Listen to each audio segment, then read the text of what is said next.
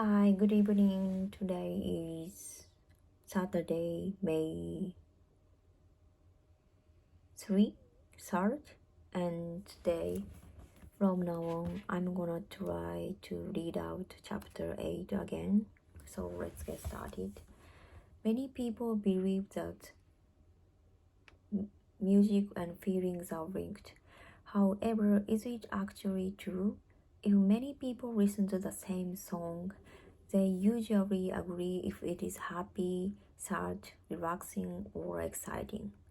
But that doesn't mean their feelings are changed by the music they listen to. Our question is this: can listening to music change our mood? Psychologists have done research on this topic.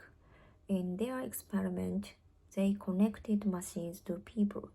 These machines checked those people's body temperature and the muscle activity in their faces. Then they listened to various kinds of music while the psychologists watched their responses. The results were interesting. Happy and relaxing music tended to make the people in the experiment happy and relaxed. In this case, the music they were listening to had a strong effect on their feeling at the moment. On the other hand, listening to angry music did not make them mad. They knew it was an angry music, but instead of getting angry, most of them just couldn't feel relaxed while listening to it.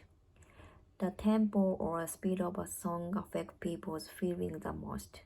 If it is fast, it is not likely to be a romantic or a sad song. But fast music may be happy or angry. Happy music makes people happy and relaxed with its warm harmonies, and angry music makes people uneasy with its discords.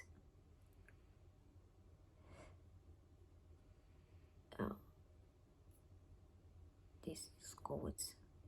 Different combinations of musical characteristics leave different impressions on listeners. Most of the happy, angry, or fearful music you hear is fast, mainly with high-pitched notes. Romantic or sad songs are usually slow with low-pitched notes. If you were a musician, keeping all of this in mind is important. You can make a happy song softer or more romantic by slowing it down and filling in with slow, low-pitch instruments such as cellos and basses.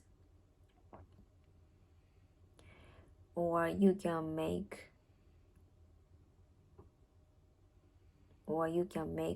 that piece of music fearful with high pitch instrument, violins for example, and by increasing the speed. Filmmakers use this knowledge often in their work to make music that suits the scene in their movies.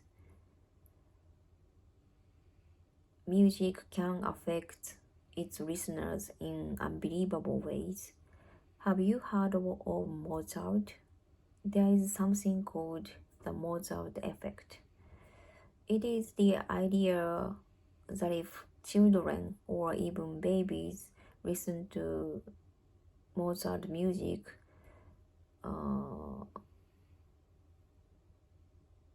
they will get smarter. In the past, it was popular for parents to listen to it with their children to give them better grades in school and help them get into better university in the future.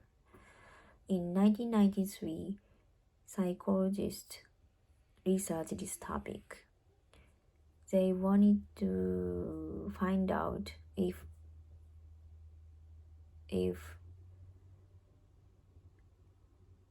listening to classical music, especially Mozart, made people smarter. there are three groups of students, and they all took the same test at the same time. Before the test, each group spent 10 minutes doing different things. The first group just sat around in silence. The second group listened to a tape with advice about how to relax.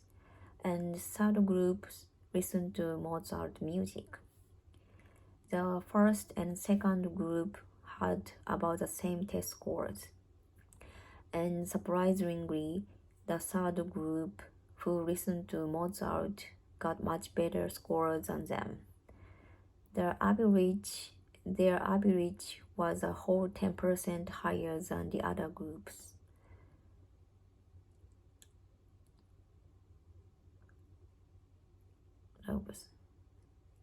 Then, here is an important question. Can listening to Mozart music make them smarter? The answer is no. Listening to Mozart did not immediately make them better at getting high score on the test. The piece of Mozart music played before the test was in a major key and was first in tempo.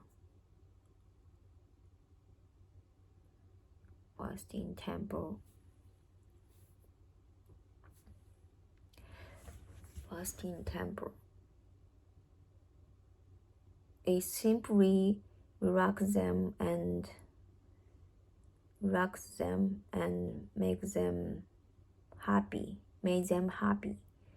So since they felt happy and relaxed, they were able to do better on their test.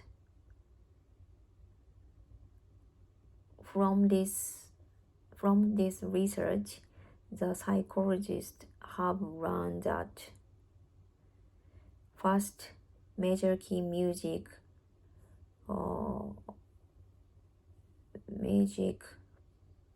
puts people in good mood, and that increases their performance.